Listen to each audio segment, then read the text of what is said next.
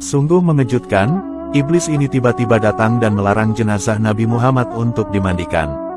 Dikisahkan, setelah wafatnya Nabi Muhammad SAW, muncullah sebuah kejadian gaib. Waktu itu, sahabat Ali meletakkan jenazah Rasulullah di atas dipan untuk memandikannya. Tiba-tiba, muncullah suara gaib yang terdengar dari sudut rumah dengan suara yang sangat keras. "Janganlah kalian memandikan Muhammad, sebab dia suci dan mensucikan." Sahabat Ali lantas sedikit terpengaruh dengan suara itu. Sahabat Ali lalu bertanya, "Hei, siapakah kamu? Sesungguhnya Nabi telah menyuruh kami melakukan hal itu, yaitu memandikan jenazahnya." Kemudian, tiba-tiba muncullah dan terdengar suara lainnya. "Wahai Ali, mandikanlah ia, Rasulullah." Karena, sesungguhnya seruan suara yang pertama adalah iblis yang dengki kepada Nabi Muhammad, dan bermaksud agar Nabi Muhammad masuk ke dalam kuburnya dalam kondisi tidak dimandikan. Sahabat Ali lantas berkata, "Semoga Allah membalas kebaikan kepadamu sebab engkau telah memberitahuku bahwa itu adalah iblis." "Siapakah sebenarnya Anda?" Seruan kedua menjawab, "Aku adalah Nabi Khidir. Aku menghadiri jenazah Nabi Muhammad SAW. Nabi Khidir alaihi salam merupakan salah satu Nabi Allah yang dipanjangkan umurnya hingga saat ini, beliau masih hidup sampai sekarang. Namun, yang dapat mengetahui keberadaan Nabi Khidir sekarang hanyalah Allah Subhanahu wa Ta'ala." Ternyata, Nabi Khidir alaihi salam waktu itu ikut bertaksiah atas wafatnya Rasulullah SAW.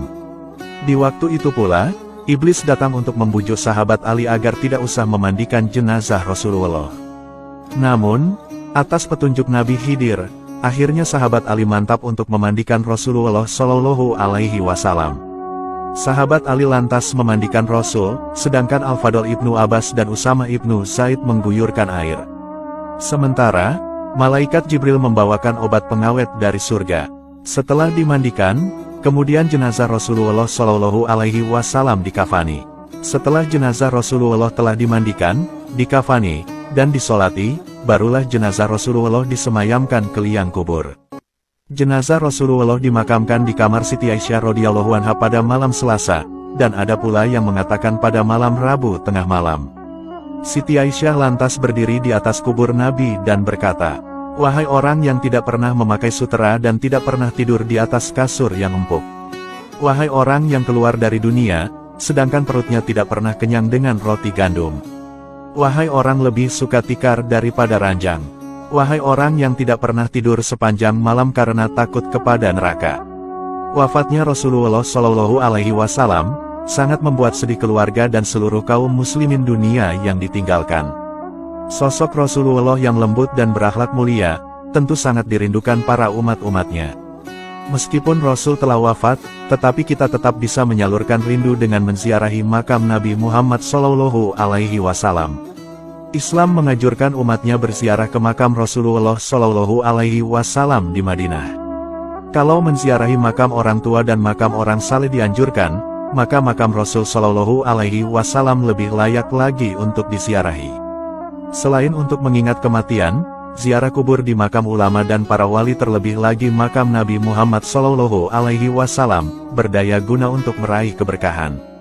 Rasulullah SAW sendiri menganjurkan umatnya untuk menziarahi makamnya di banyak hadis. Anjuran ini perlu untuk diamalkan mengingat beliau tentunya lebih mengerti betapa tingginya kedudukan ziarah ke makam Rasul. Syekh Said Bakri bin Said Syato Dimyati dalam kitab Ianatut Tolibin berkata, sebagian ulama mengatakan bahwa orang yang menziarahi makam Rasulullah SAW berhak menerima 10 kehormatan dari Allah Subhanahu wa Ta'ala. Pertama, akan diberikan derajat tertinggi di sisi Allah. Kedua, akan disampaikan pada cita-cita tertinggi. Ketiga, akan dipenuhi kebutuhannya. Keempat, akan diberikan banyak anugerahnya. Kelima, akan diselamatkan dari bencana. Keenam, akan dilindungi dari aib. Ketujuh, akan dimudahkan dalam kesulitan. Kedelapan, akan diringankan bebannya dalam musibah. Kesembilan, dapat merasakan apa yang akan terjadi. Kesepuluh, akan mendapat limpahan rahmat Allah Subhanahu wa Ta'ala.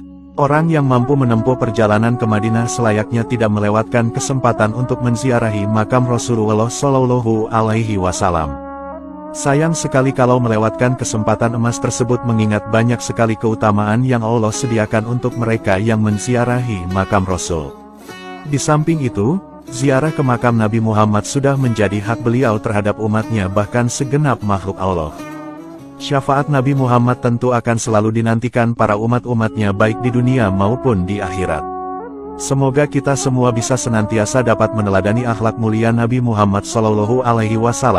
Semoga kita semua bisa berziarah ke makam Nabi di Madinah, dan semoga kita semua bisa melaksanakan ibadah haji dan umroh ke tanah suci. Amin.